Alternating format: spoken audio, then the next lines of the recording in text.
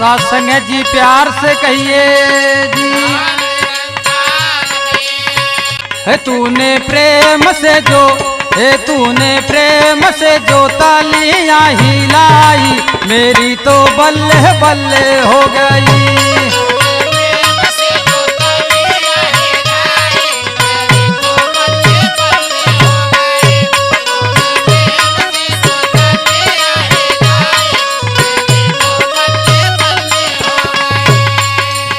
हो दिया पल में, हो दिया पल में प्रभु को दिखलाई, मेरी तो बल्ले बल्ले हो गई।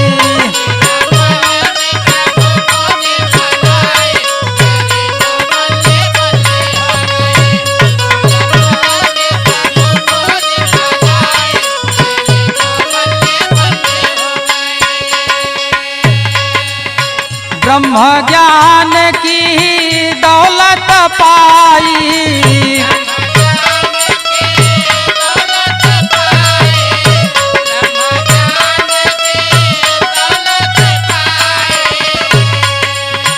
संतों के संग में नेह लगाई,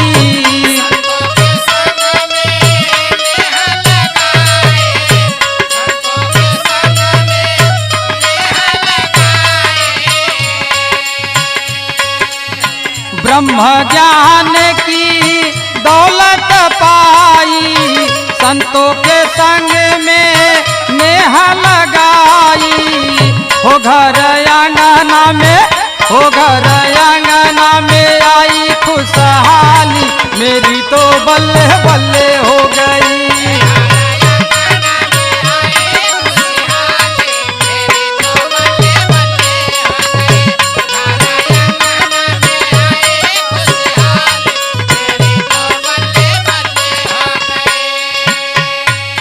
दोनों जहां का मालिक पाया,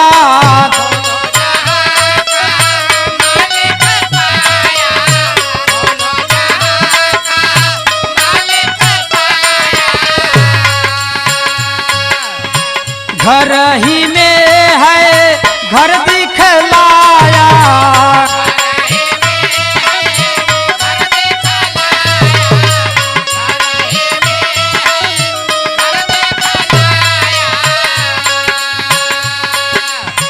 दोनों जहां का मालिक पाया, घर ही में है घर दिखलाया। हो पिया पाई रूहरानी मुस्काई, मेरी तो बल्ले बल्ले हो गई।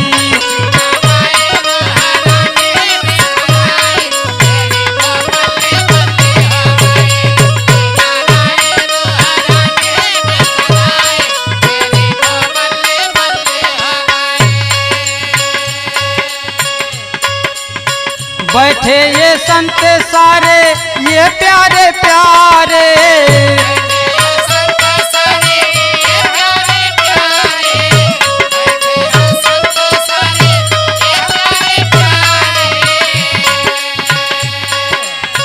मेरे मुर्शद के ये राज दुलारे, मेरे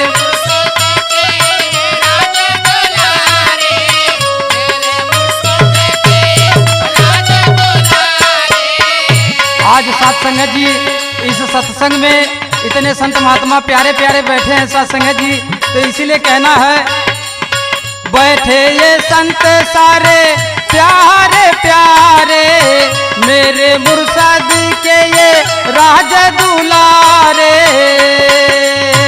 हे इनके चरणों में, हो इनके चरणों में शीश झुकाऊं, मेरी तो बल्ले बल्ले हो गई।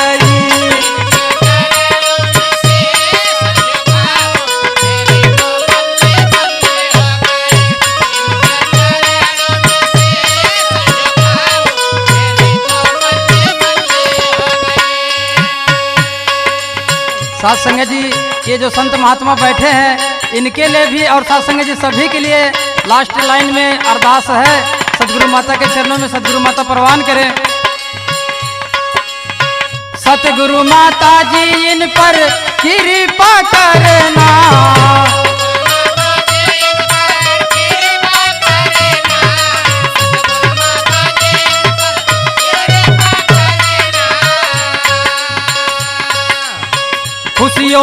इनकी झोलियां भरना।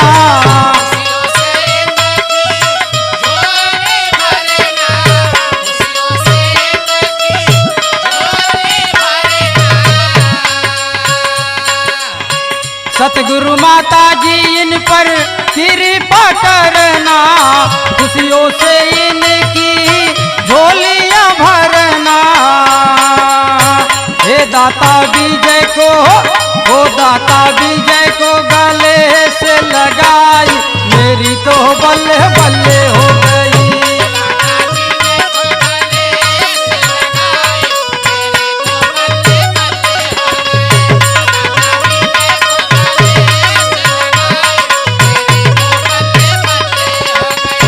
दीपक संजय मिल खुशियाँ मनाई, मेरी तो बल्ले बल्ले हो गई।